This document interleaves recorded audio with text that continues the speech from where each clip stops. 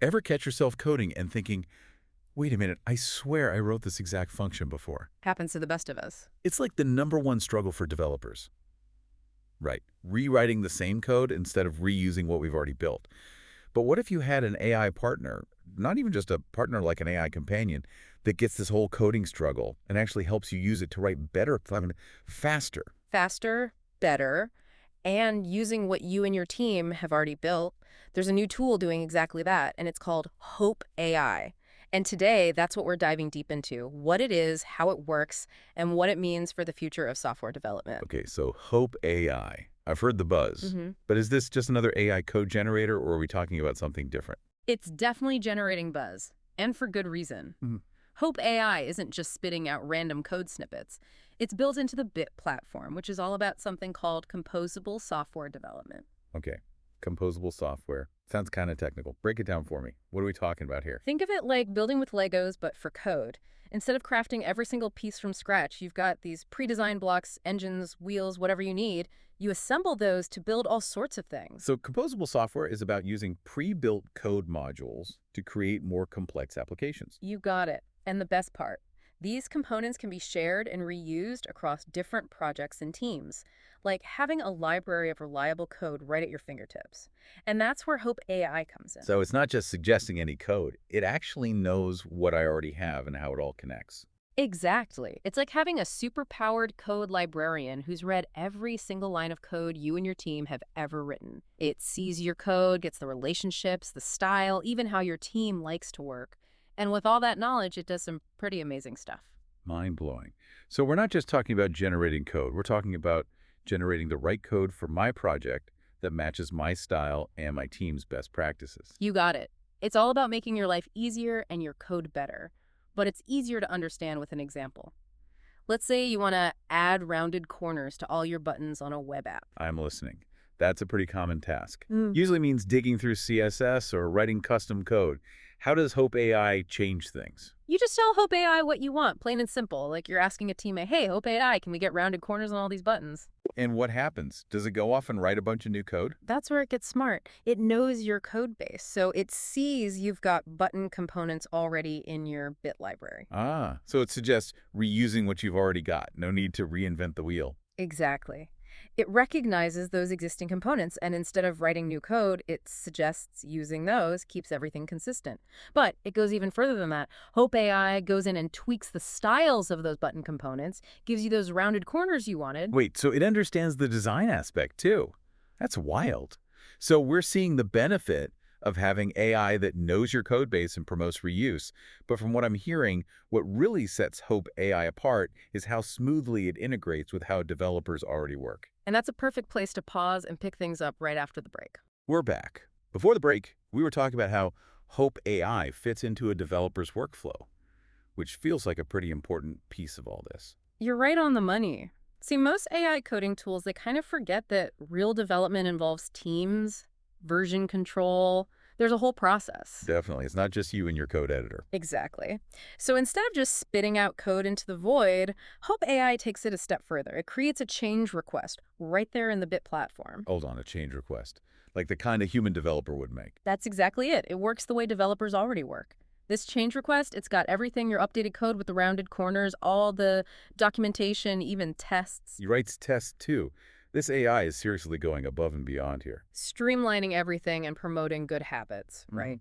And that change request, it goes through the same process as any other. Your team can review it, make suggestions, and ultimately they decide if it gets merged into the main code base. Okay, that's huge for a lot of developers, I'm sure. Here. It's not like this AI is going to run wild and mess up all your code. It's more like having a super-powered intern who actually follows instructions. I like that analogy. And speaking of other tools out there, the big comparison we hear a lot is to Github Co-Pilot. They're both AI assistants, but they go about things very differently. Yeah, I was looking at this comparison chart you shared, and the first thing that jumps out is how much more Hope AI seems to get your code base. It's the difference between someone who can write a line of code and someone who understands the entire novel. GitHub Copilot is great at snippets, but Hope AI sees the whole picture. It's that bigger picture thinking, right? Knowing how it all fits together, which kind of leads into the second big difference, code reuse. Hope AI seems obsessed with making sure you're not rewriting code you don't have to. And shouldn't every tool be? Think about how much time devs waste writing the same functions again and again. It's a productivity killer. Hope AI sees that and says, hey, why write that from scratch when you've got this component that already does exactly that right here in your library? So it's about coding smarter, not harder. I Mhm. like it. The third point on this comparison really stood out to me. How well Hope AI integrates with the developer's existing tools. Hope AI lives in the Bit platform, so it's designed from the ground up to be part of your workflow. It knows how your code is organized, versioned, reviewed. It just gets it. Whereas Github Co-Pilot is more of a standalone tool, right? Exactly. It can generate code, but it doesn't understand the whole picture in the same way. It's like the difference between someone building you an amazing bookshelf, but having no idea how to get it into your house, versus someone who knows the layout of your living room. I see what you did there. Hope AI is definitely that contractor who knows how to fit the bookshelf perfectly. The last thing on this comparison chart is all about control. It seems that Hope AI really wants to make sure developers are still in the driver's seat. That's such a crucial point, right? No developer wants to feel like AI is taking over. For sure. Yeah. So how does Hope AI keep humans in control? Well, we've already talked about the change requests. It's not just making changes to your code directly, it's offering suggestions and letting developers review and approve them. It's all about collaboration. It's more like, hey, I think this might be a better way to do it. What do you think? Instead of, I changed your code, hope you like it. Exactly. And this whole idea of control, it really brings up some big questions about how AI is going to change what it means to be a developer. And that sounds like a perfect topic to pick up right after the break. Stick with us. We'll be right back with more on Hope AI. And we're back for the home stretch of our deep dive into all things Hope AI. Before the break, we were just getting into how AI is changing the game for developers. It's a big question with, I imagine, a lot of different opinions. Oh, absolutely. Yeah. AI in software development, it naturally gets people thinking, are robots going to take my job? It's a valid question. Totally. But from what we've seen with Hope AI, it's less about replacing developers and more about giving them a superpower. You said it. It's a tool, a powerful one, but still a tool. It's about helping developers, not replacing them. It's like the difference between, say, a calculator and a mathematician. The calculator does the heavy lifting, but it's the mathematician who understands the problem. I like that.